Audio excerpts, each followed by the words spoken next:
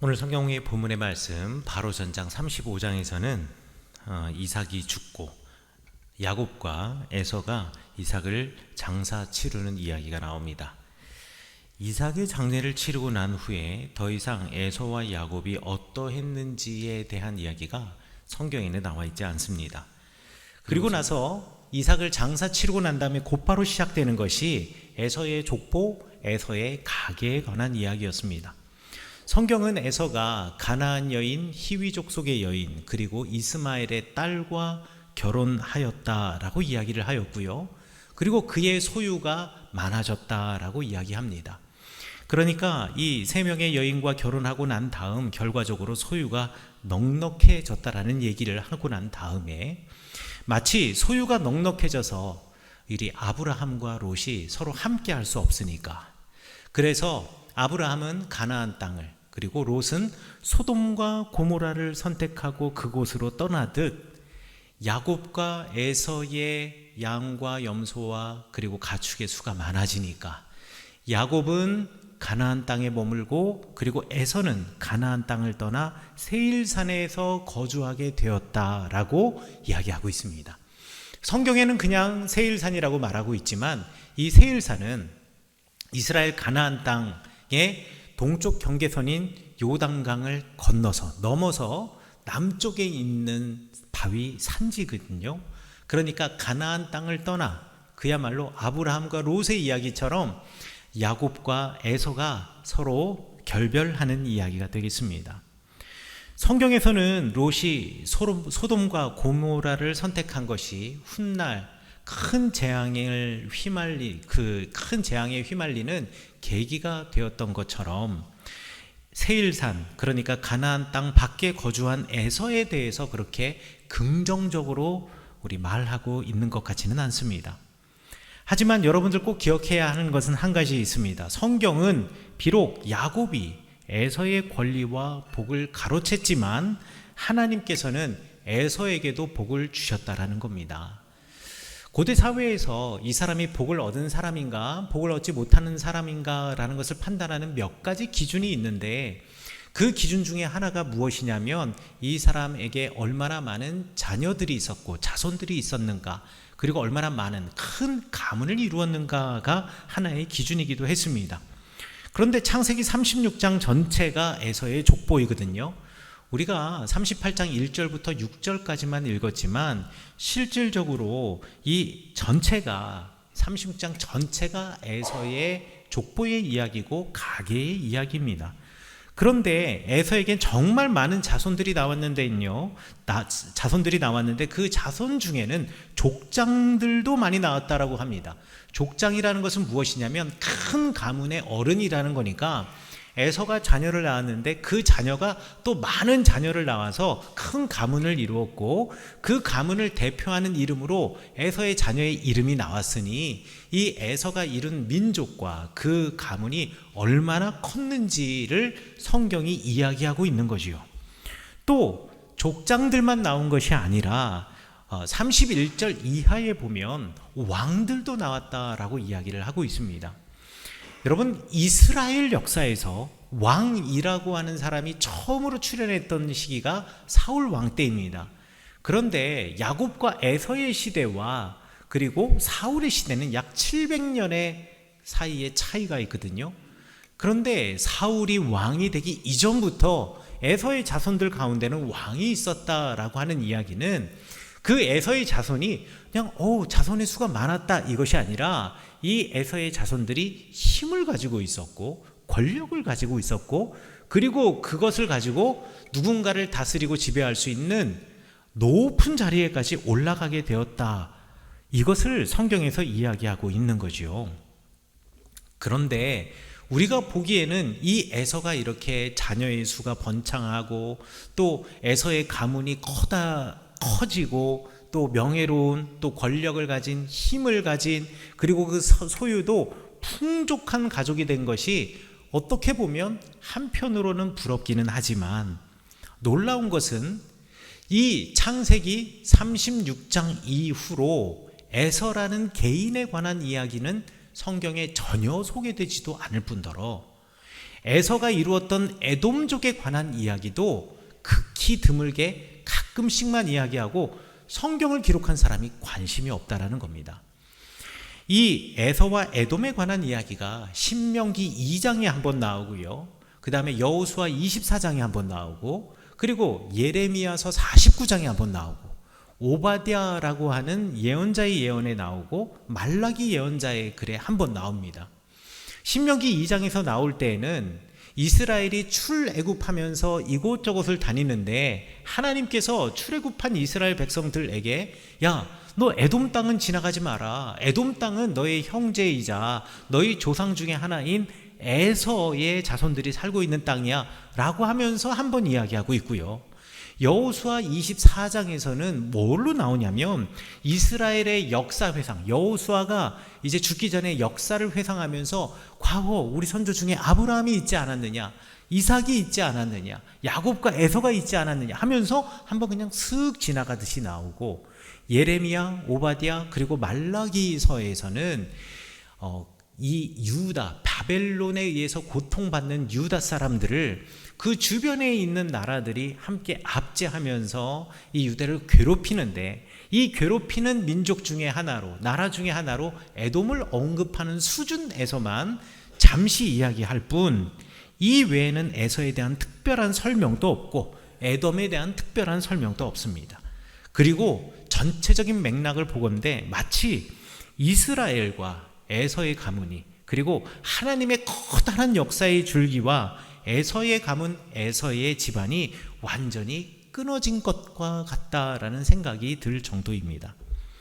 그렇다면 왜 에서는, 그리고 왜 에돔은 이런 운명을 맞이할 수밖에 없었을까요?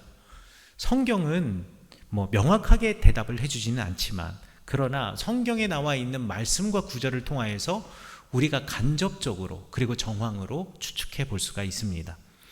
우리 창세기 36장에서 에서의 집을 설명할 때 에서의 아내들에 대해서 이야기를 하는데요.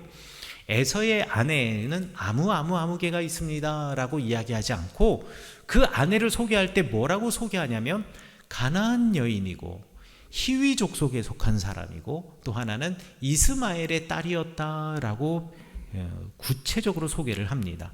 이 여인들과 결혼한 것, 그리고 이렇게 그 결혼한 결과가 소유의 넉넉함이라고 하는 결과를 이끌어냈다라는 것은 어찌 보면 아주 자연스러운 일일 수 있습니다. 왜냐하면 이방 여인들과의 결혼에 관한 이야기가 사사기 3장에 나오는데요. 사사기 3장에서 이 이스라엘의 백성, 하나님을 아는 백성들이 하나님을 알지 못하는 이방 여인들, 가나안 여인들과 결혼하는 이유가 분명히 드러나 있습니다. 출애굽한 이스라엘 백성들이 하나님께서 약속하신 땅 가나안 땅에 들어왔거든요. 그곳은 정말 젖과 꿀이 흐르는 땅입니다. 이제는 광야 40년의 세월처럼 천막을 치고 구름과 불기둥을 따라서 이동할 필요도 없이 하나님께서 12지파에게 땅을 주셨고, 그리고 그곳에서 농사 짓고 살아가면서 하나의 문명을 이루고 살아가면 충분한 땅이었습니다.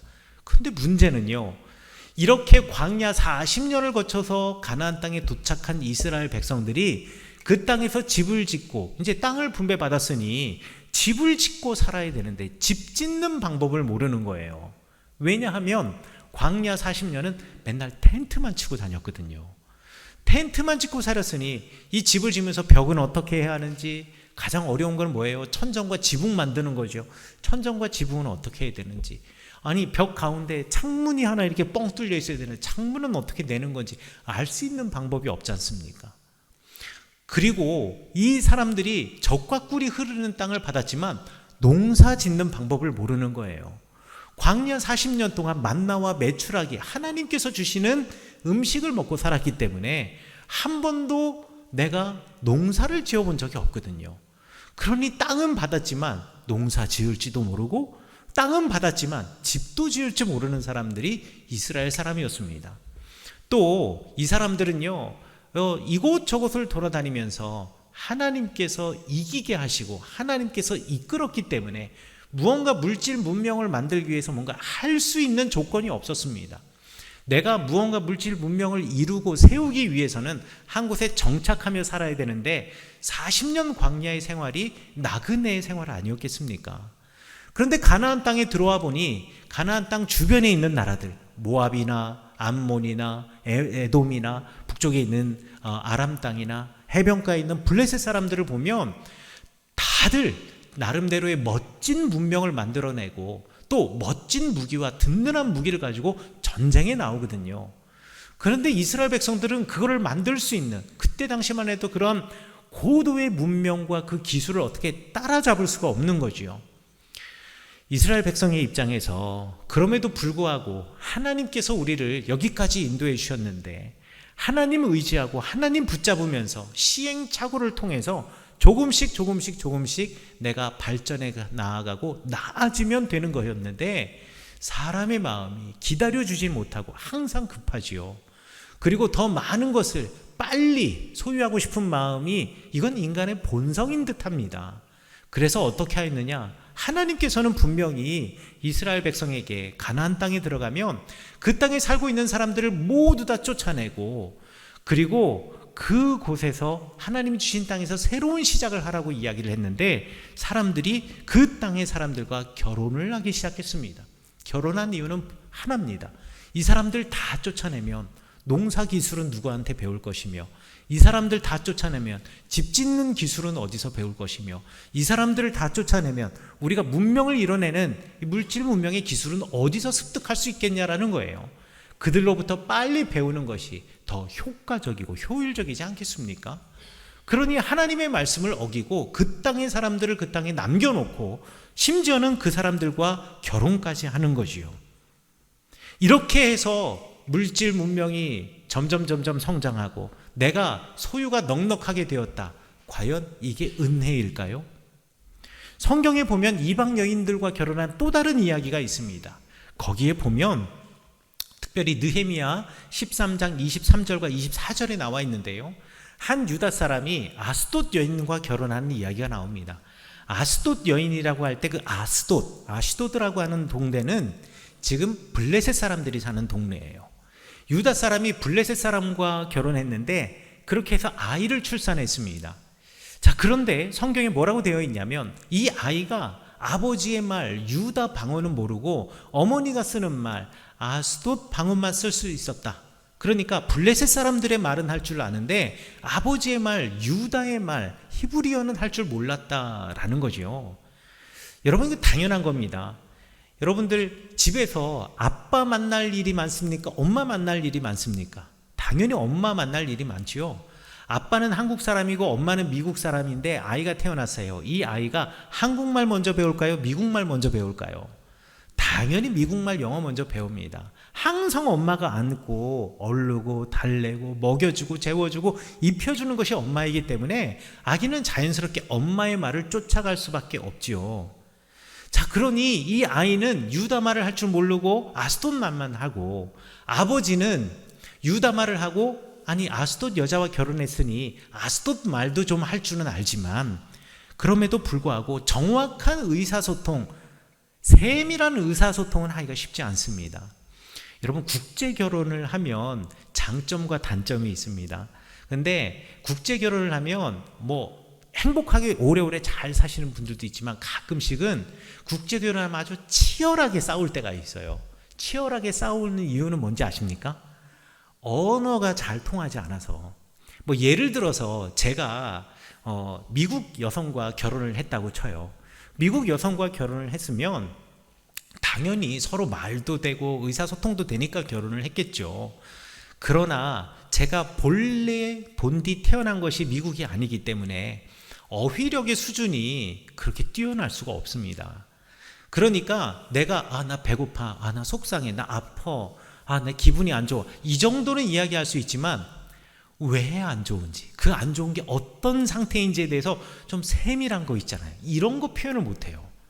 한국 사람들의 말에 내가 원래부터 미국 사람이 아니기 때문에 정확하게 말하지 못하는 겁니다. 예를 들어서 빨갛다라는 것은 얘기하지만 불구스레한 게 거무접접하다라는 말을 영어로 어떻게 하실 거예요? 이런 세밀한 표현들을 하지 못하는 거예요. 그냥 나 슬퍼 이건 할 수 있지만 마음이 훅 내려앉는 게 저 바다 밑으로 내 마음이 훅 꺼지는 것 같아. 이런 말을 이건 못하잖아요. 그런데 사실 이런 세밀한 말들을 못하기 때문에 부부간에 다툼이 있는 거고 오해가 있는 것 아니겠습니까? 그런데 자녀는 지금 아스돗 말을 하고 남편은 유다 말을 하는 사람인데 이 둘이 정확한 의사소통이 될 리가 없겠죠. 여러분, 아스돗 방언을 하는 자녀가 히브리어로 쓰여진 성경책 읽을 수 있겠습니까? 못 읽어요. 히브리어 아버지가 나는 유대 사람이니까 아스돗 여인 내 아내와 또 아스돗 말을 쓰고 있는 내 자녀를 어떻게 두들겨 패서라도 여호와 하나님의 성전으로 데려가 예배는 드릴 수 있겠죠. 그런데 이 아이가 그 성전에서 하나님을 찬양하는 레위인들의 노래소리의 가사를 이해하겠습니까? 그 노래가 무엇인지를 이해하겠습니까? 또 성전에서 온전한 예배를 드릴 수 있겠습니까? 히브리어로 성경 공부를 하는 공동체에서 하나님을 만나고 말씀 속에서 하나님을 경험할 수 있었겠습니까? 전혀 못했을 겁니다. 결국 이스라엘 공동체와의 언어뿐만 아니라 하나님 나라의 언어가 끊어지는 민족이 되었다는 거지요. 에서의 겉모습을 볼 때는 정말 성공한 사람입니다. 소유를 가졌고요. 큰 민족을 이루었고요. 그리고 그 민족 가운데 왕도 배출해내는 정말 거대하고 위대한 사람은 되었으나 사실 하나님의 나라의 언어가 끊어진 사람, 그리고 하나님의 민족과의 매듭이 끊어진 사람이 되었다라는 것이죠.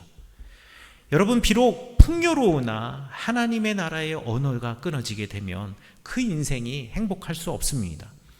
여러분, 소유가 많으면 행복합니다. 그러나 그 행복이 영원할 수는 없습니다. 여러분들이 권력과 힘을 갖잖아요. 행복합니다. 즐겁습니다. 하지만 그것도 영원하지 않습니다. 여러분들이 명예를 얻고 높은 지위를 얻어서 사람들은 존경을 받잖아요. 행복합니다.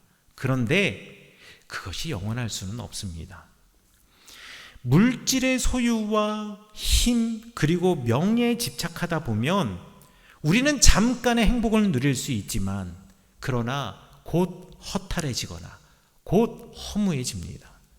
정작 지켜야 할 가장 근본이 되는 하나님 나라와 그 신앙을 잃어버리게 되는 순간 내 마음속 깊은 곳에 마르지 않는 샘은 사라지고 날마다 이제 세상을 향한 욕망의 갈증이 우리를 사로잡게 되어 있습니다. 하나님 나라의 신앙을 잃어버리면 어떻게 될까? 오늘 창세기 36장 7절에서는 구체적으로 이야기하고 있습니다. 서로 용납할 수 없게 되었다. 그러니까 야곱의 가정과 에서의 가정이 이렇게 부유하게 된 것은 좋았으나 서로 용납할 수 없게 되었다라는 거지요. 우리말 성경에는 용납할 수 없게 되었다라고 좀 어려운 말로 써놨지만 원래 이 용납하다라는 말 히브리어 나사라고 하는 동사가 가지고 있는 원래 의미는 무슨 뜻이냐면 서로 끌어주고 밀어주면서 서로 지지해주고 서로 세워주는 것 있잖아요. 이게 나사라고 하는 동사입니다. 지금 에서가 가나안 땅의 여인들과 결혼하며 그들의 가치관과 그들의 삶을 쫓아 살아가면서 풍요로워지고 힘과 명예와 권력을 얻긴 하였지만 이제 그 인간 관계는 야곱과 함께 그리고 그 주변에 있는 사람들과 함께 서로 끌어주고 밀어주고 세워주고 하는 그런 공동체의 관계를 만들어가는 사람이 되는 것이 아니라 나 혼자 나만 앞서 나아가려고 경쟁하고 이기려는 약육강식의 관계가 되어버렸다라는 것이죠. 이런 사람들, 에서와 같은 사람들은요, 사랑을 할 때 온전한 사랑을 할 수 없습니다. 왜요? 내가 그 사람보다 더 뛰어나야 되기 때문에 조건적으로 사랑하게 되고 조건적인 관계를 맺을 수밖에 없습니다. 나에게 도움이 되는 사람이냐 그렇지 않느냐가 내가 그 사람과 관계를 맺느냐 맺지 않느냐의 기준이 되어버리는 거지요. 온전한 관계, 온전한 사랑을 맺지 못하니 하나님께서 그리고 우리 예수님께서 우리를 온전히 아가페의 온전한 사랑을 하셨고 온전히 그 사랑을 우리에게 쏟아부어 주셔서 우리를 위해서 죽으셨다라는 것, 우리의 죄를 사하셨다라는 이 말 자체를 이해할 수가 없는 겁니다. 왜요? 한 번도 경험해 본 적이 없으니까. 내가 그래 본 적이 없으니까.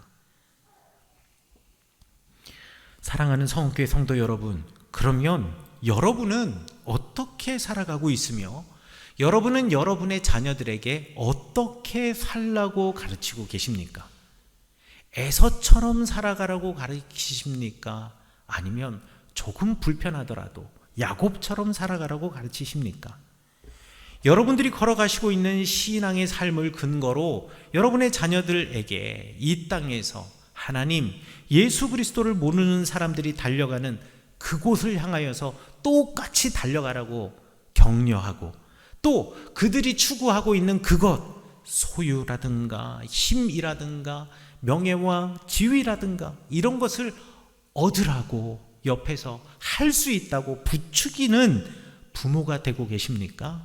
아니면 정말 가치 있는 하나님의 마음, 예수님의 마음, 그리고 우리의 영혼 가장 밑바닥 가장 깊은 곳에서 마르지 않는 생명수처럼 계시는 우리 예수 그리스도의 복음과 그 사랑을 품고 살아가는 자녀가 되라고 권면하고 계십니까?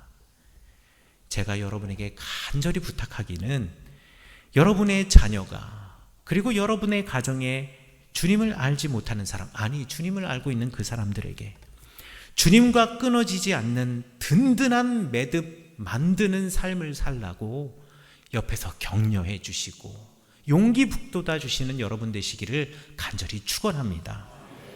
이제 이번 주간 추석 연휴가 시작이 되고 만나는 많은 가족들이 있습니다.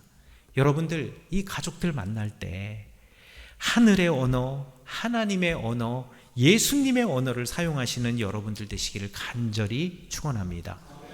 하나님의 언어, 하늘의 언어, 예수님의 언어는 어떤 언어이냐?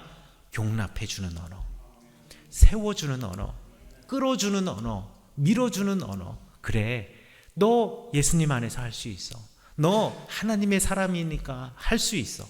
현재 있는 지금 그 사람의 지금 모습만 보고 그 사람을 평가하지 마시고 그를 향해 마음을 두고 계시는 하나님을 바라보면서 오늘 이 주간, 이 연휴에, 추석 연휴에 만나시는 모든 이들, 여러분의 자녀, 여러분의 손자, 여러분의 형제, 그리고 오래간만에 만나는 타지에 나갔다 돌아온 친구들, 그들을 온전히 사랑하시는 여러분 되시길 간절히 축원합니다.